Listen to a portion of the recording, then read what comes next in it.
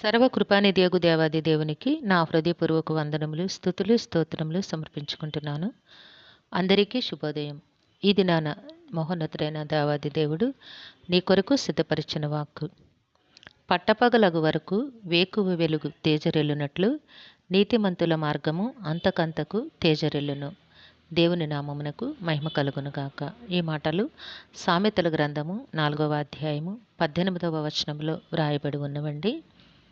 ప్రియమైన నేస్తమా, నీ దేవాది దేవుడి దినాన నీ కొరకు సిద్ధపరిచిన ఆయన వాక్కును నీవు చాలా జాగ్రత్తగా వినవలను.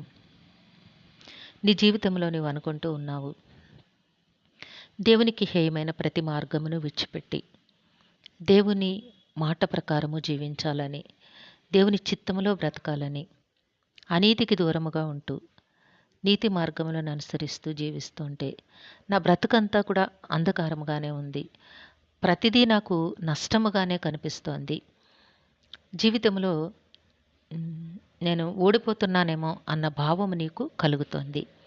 కానీ అది ఎప్పటికీ నిజము కాదు. ఎందుకంటే దేవుని మాట అవునంటే అవును, కాదంటే కాదు. దేవుడు చెప్తూ ఉన్నారు, నీతిమంతుల మార్గం అంతకంతకు తేజరిల్లును. అంటే నీతిమంతునికి కలుగు ఆపదలు అనేకములు, వాటన్నిటిలో నుంచి యెహోవా వానిని తప్పించును. ఆపదలు వస్తాయి, ఇబ్బందులు వస్తాయి, కానీ వాటన్నిటిలో నుంచి దేవాది దేవుడు నిన్ను తప్పిస్తారు. నీవు అనుకుంటున్నా, నీవిప్పుడు వాపోతున్న ఈ పరిస్థితి ఏది కూడా నిజము కాదు. ఉన్నతమైన ఆశీర్వాదములు నీవు పొందుకుంటావు దేవుని నుంచి. దేవుడు తప్పకుండా నీ మార్గము తేజరిల్లునట్లుగా నిన్ను దీవిస్తారు, ఆశీర్వదిస్తారు.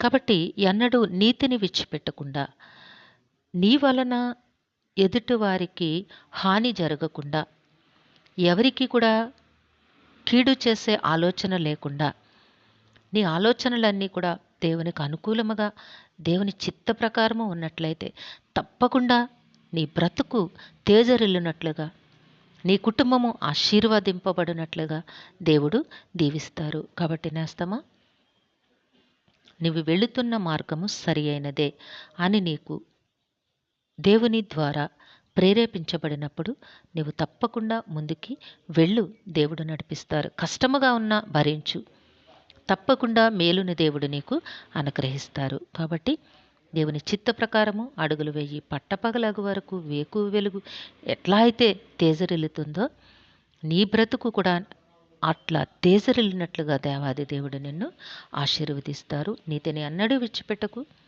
న్యాయవంతమైన మార్గముల గుండా దేవుని మహిమ కొరకు జీవించు. దేవుడు నిన్ను దీవించి ఆశీర్వదించునుగాక. ప్రార్థన చేసుకుందాము. ప్రేమ జాలి నమ్మకము కలిగిన తండ్రి, మీ ఘనమైన నామముని కొందరములు. మీ బిడ్డకి మీరు ఇచ్చిన వాక్కును బట్టి స్తుతులు సమర్పించుకుంటున్నాం రాజా. నాయన, మీ బిడ్డ జీవితంలోనూ కుటుంబంలోనూ కూడా నాయన మీ నీతి మార్గములను అనుసరించి అడుగులు వేసి మీ నుంచి ఉన్నతమైన ఆశీర్వాదములు పొందుకునే నాయన యోగ్యతను కృపని ప్రసాదించండి. నాయన, జీవితంలో ఉన్న చింతలన్నిటినీ దూరపరచండి. నాయన, మేలులు కలుగచేసి ఆనందమయమైన జీవితములు ప్రసాదించమని వేడుకుంటూ ఉన్నాము. ఈ దినము పుట్టినరోజు, వివాహ దినమోత్సవములు జరుపుకొంచున్న బిడ్డలందరికీ మీ ఆశీస్సులు, దీర్ఘాయుష్ను అనుగ్రహించి మీ కృపలో జీవింపచేయండి నాయన. మా ప్రియులందరినీ, వారి కుటుంబములను మీ దివ్య హస్తములకు అప్పగించుకొంచున్నాం తండ్రి. వారందరికీ కావాల్సిన ఆయురారోగ్యము, పరిపూర్ణమైన రక్షణ, దీర్ఘాయుష్షు, నెమ్మదిని ప్రసాదించి మీ శాంతి సమాధానంతో జీవింపచేయండి నాయన. నాయన, వారి బిడ్డలకు నాయన మంచి భవిష్యత్తులు ప్రసాదించండి నాయన. చక్కని విద్యను, ఉద్యోగములు, వివాహములు, గర్భఫలాలు ప్రసాదించమని వేడుకుంటూ ఉన్నాము నాయన. గృహాల్లో ఉన్న వృద్ధులను జ్ఞాపకం చేసుకోండి దేవా. వారందరికీ కూడా చక్కటి ఆరోగ్యమునివ్వండి తండ్రి. ఆనందమయమైన జీవితములు ప్రసాదించండి నాయన. పిల్లలందరూ కూడా వృద్ధులను ఎంతో ప్రేమగా చూచినట్లుగా వారిని ఆదరించగలిగే మనసులు ప్రతి ఒక్కరికి ప్రసాదించమని మీ కాళ్ళు పట్టు వేడుకుంటున్నాము.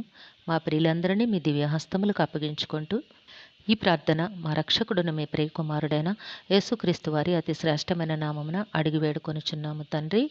ఆమెన్. సర్వకృపానిధియగు దేవుడు మీ కుటుంబ జీవితంలో ఉన్నతమైన ఆశీర్వాదములను అనుగ్రహించి మిమ్మును ఆయన నామ మహిమ కొరకు జీవింపచేయునుగాక.